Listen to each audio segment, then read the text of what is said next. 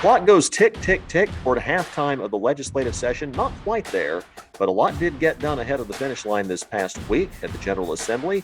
Our political insiders, Democrat Brian Gaddie, conservative commentator Abdul-Hakim Shabazz, with us as usual. Let's just jump right in and talk about the big attention-getting bills. First, we'll deal with House Bill 1134, the one that deals with what you can and can't teach, whether what teachers do or say or have in their lesson plans might make someone feel uncomfortable. That did advance, much to the chagrin of a lot of folks. Abdul, were there any changes in this bill that might placate anybody? Because I know one change that was made actually did not make supporters of the bill very happy. Obviously, both stages, it's not necessarily where you start, but where you finish up. And so, like I said, we're at the sort of the halfway point, or like the first period, it's like a three-period hockey game with the legislature.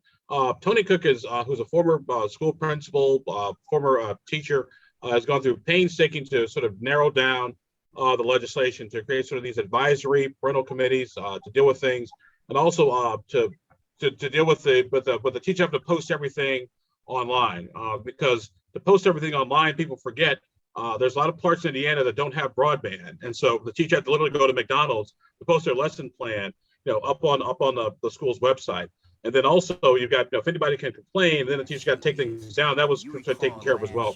What I do think is important, though, is not so much what's happening in the House with the legislation. It's going to be more likely what happens in the Senate, because 1134 was a lot like Senate Bill 167 that said, you can't teach critical race theory, which no one was really doing.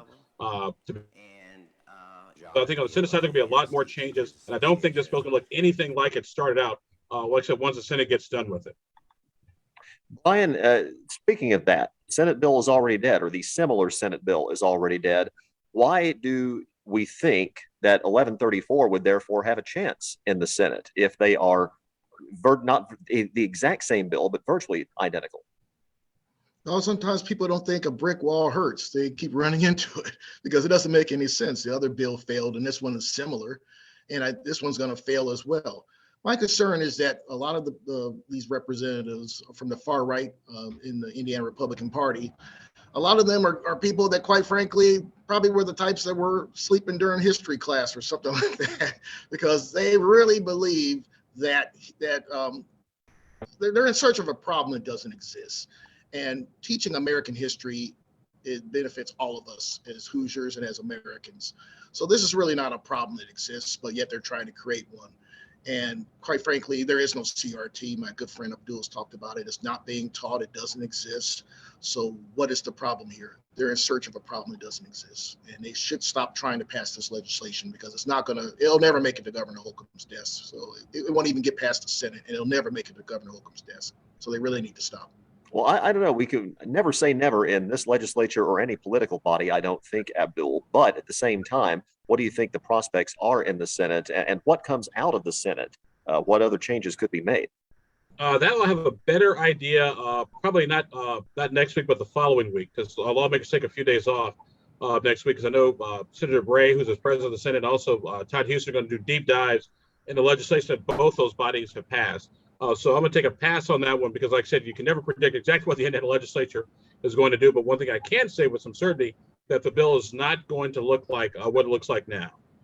And that's why we're seeing some, like the Purple for Parents Indiana group, now come out kind of against the bill because of some of the changes that have been made, some of the mechanisms for appeal if they have a problem with the teacher. But let's move on to House Bill 1041. This is the ban on transgender girls competing in girls' sports at grades 12 and lower. A lot of people talk about the Religious Freedom Restoration Act, or RFRA, from 2015 when thinking about this bill. Why, even though there's been an outcry from activists, certainly the ACLU of Indiana, LGBTQIA groups, but we have not seen the businesses come out. And as we know from the RFRA fight, nothing really changed with RFRA until the business community and others started lending their voices against the bill. Why do you think we haven't seen that with 1041 yet?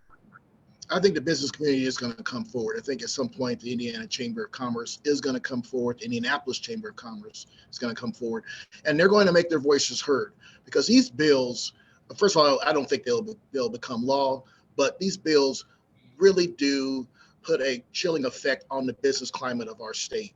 And both Democrats and Republicans, we've worked together to make Indiana one of the best pro-business states in the country, not just the Midwest, but the country.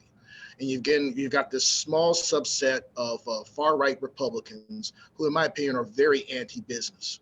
And they're pushing these type of bills that will have the effect of really chasing away business opportunities for our state. So, like my friend Abdul talked about, maybe we have more money problems in our state. These crazy type bills wouldn't be trying to get passed. So I don't think it's going to become law. And again, it's just another way of them trying to gin up the base of the Republican Party ahead of the 2022 elections. But Abdul, since we haven't heard from the business community, we've heard a little bit from the NCAA, which decided to let each individual sport make their own decisions on this. We haven't heard from the business community. Is it because the issue of transgender athletes is a different issue than LGBTQ rights as a whole? I think so. And also, we've got to keep in mind, too, is that a major change was actually made in that legislation. It was amended to exclude colleges and universities, which is a big deal, because basically, if a transgender athlete is going to play, that's more likely where they're going to do things at the college level. So the college level was taken out of this legislation. It is now just basically K through 12. And we asked Speaker Houston on Thursday this past week, why leave K through 12 in and take out colleges and universities? Speaker Houston's logic was that the state has a direct impact and direct control over the direction of K through 12 education, not so much at the college and university level. Now, with that said, I'm still looking for a situation here in Indiana, K through 12, where a transgender athlete is trying to compete, in either swimming or track and field or weightlifting for that matter. And I haven't found it yet, which is, once again, it seems to be I'll give Brian his credit where credit's due. It seems to be a solution looking for a problem that doesn't really exist here in the state of Indiana. As a lawyer, I'll ask you both this. Well, I'll start with the attorney, Abdul, here. What's the likelihood? What are the chances? I mean, between 0 and 100, I would say 100, that this A ends up in court like it has in other states, and B probably gets enjoined. But at the same time, Republicans can go to their constituents, go to their base and say, hey, look what we did. I'd say 100% that it ends up in court. I'd say right now 50-50 that is enjoined, because once again, the state has a lot of control over K through 12 education, not as much as it does over colleges and universities. And I think if it does get enjoined, Republicans say, hey, we tried to do it, but the courts wouldn't let us. Brian, just another legal battle for the state, one of many.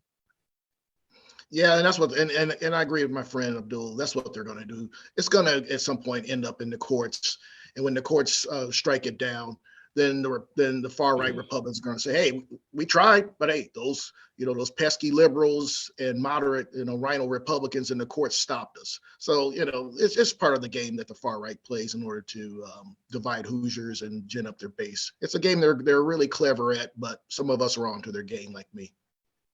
Brian Gaddie, Abdul-Hakim Shabazz, our political insiders with us on WRTV.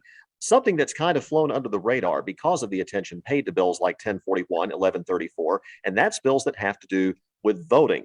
This got a lot of attention leading up to this year because of the changes in voting made during the pandemic. But there was one big change that stuck out in one bill, Abdul, and that was having someone swear under penalty of perjury that they are not able to vote in person 28 days before an election in order to be able to vote absentee by mail.